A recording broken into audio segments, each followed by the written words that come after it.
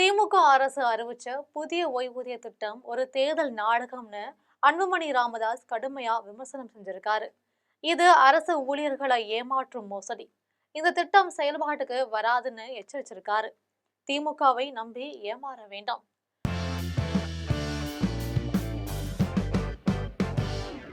தமிழ்நாட்டில் 2003ஆம் ஆண்டு ஏப்ரல் மாதம் அறிமுகம் செய்யப்பட்ட புதிய ஓய்வூதிய திட்டத்தை ரத்து செய்துவிட்டு ஏற்கனவே இருந்த பழைய ஓய்வூதிய திட்டத்தை நடைமுறைப்படுத்தணும்னு அரசு ஊழியர்கள் கடந்த 23 ஆண்டுகளா வலியுறுத்தி வராங்க. அவர்களுக்கு ஆதரவாக பாட்டாளி மக்கள் கட்சியும் குரல் கொடுத்து வருது.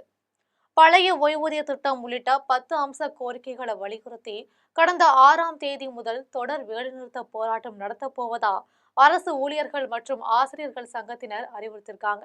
கடந்த காலங்களில் இப்படிப்பட்ட வேலைநிறுத்த அறிவிப்புகளை கண்டு கொள்ளாம இருந்த திமுக அரசு இன்னும் சில வாரங்கள்ல தேர்தல் தேதி அறிவிக்கப்படவிருப்பதால கடந்த 2ஆம் தேதி அரசு ஊழியர் சங்கங்களை அழைத்து பேசி அதற்கு அடுத்த நாள் ஜனவரி 3ஆம் தேதி அரசு ஊழியர்களுக்கு தமிழ்நாடு உறுதியளிக்கப்பட்ட ஓய்வூதிய திட்டம் செயல்படுத்தப்படும்னு அறிவிச்சாங்க.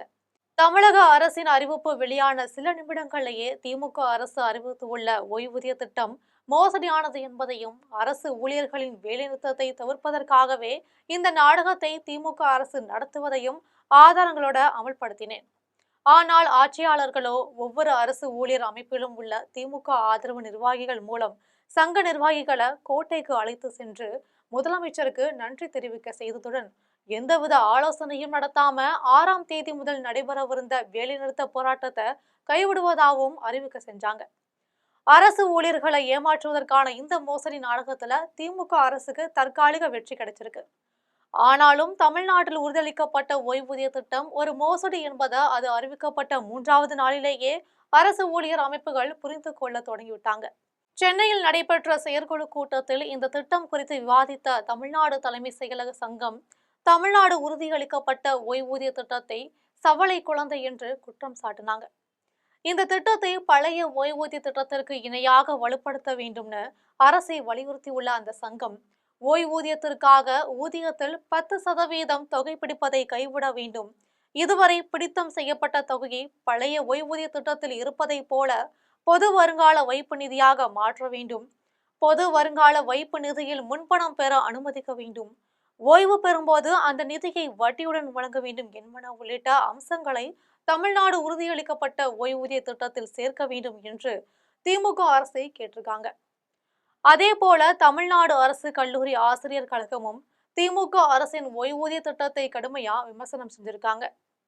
புதிய ஓய்வூதிய திட்டம் அறிமுகம் செய்யப்பட்ட பிறகு கடந்த 23 ஆண்டுகளில் ஒவ்வொரு பேராசிரியரிடமிருந்தும் 1 கோடி வரை வசூலிக்கப்பட்டிருப்பதாகவும் அந்த தொகையை பங்களிப்பு என்ற பெயரில் அரசே வைத்துக் கொள்வதை அனுமதிக்க முடியாது என்று கூறியுள்ள பேராசிரியர்கள் அந்த தொகையை உடனடியாக திருப்பித் தர வேண்டும் என்று வலியுறுத்தியிருக்காங்க. ஒருவேளை பிடித்தம் செய்யப்பட்ட தொகையை திரும்ப தர அரசு மறுத்தால் மிகப்பெரிய அளவில் போராட்டம் நடத்தவும் தாங்கள் தயாராக இருப்பதாக திமுக அரசுக்கு தமிழ்நாடு அரசு கல்லூரி ஆசிரியர் கழகம் எச்சரிக்கை விடுத்தாங்க. திமுக அரசு அறிமுகம் செய்துள்ள ஓய்வூதிய திட்டம் குறித்து 3 நாட்களுக்கு முன் நான் என்னென்ன குற்றச்சாட்டுகளை எல்லாம் முன்வைத்தேனோ அவை அனைத்தும் உண்மை என்பதை அரசு ஊழியர்கள் இப்போது உணர தொடங்கியிருக்காங்க. திமுகவின் ஓய்வூதிய திட்டம் மோசடி பல்லிழுக்க தொடங்கிருச்சு. இதையும் தாண்டி திமுக அரசின் ஓய்வூதிய திட்டம் தொடர்பாக அதிர்ச்சியூட்டும் தகவல்கள் ஏராளமா இருக்கு. ஓய்வூதிய திட்டத்தை திமுக அரசு அறிவித்து விட்டாலும் கூட அதற்கான அரசாணை இன்னுமே பிறப்பிக்கல. அதனால தேர்தலுக்கு முன்பாக இந்த திட்டம் நடைமுறைக்கு வரப்போவதில்லை.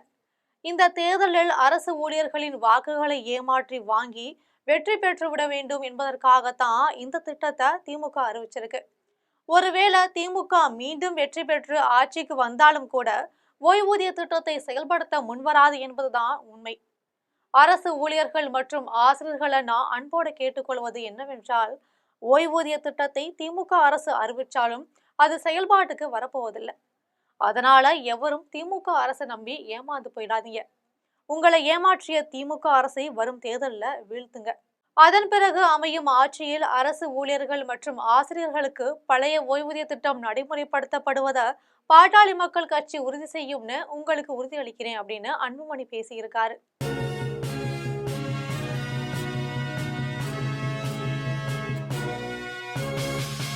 உடனுக்குடன் அப்டேட் தெரிந்து கொள்ள ஜெம் டிவி தமிழ் ஆப்பை இன்ஸ்டால் செய்யவும்.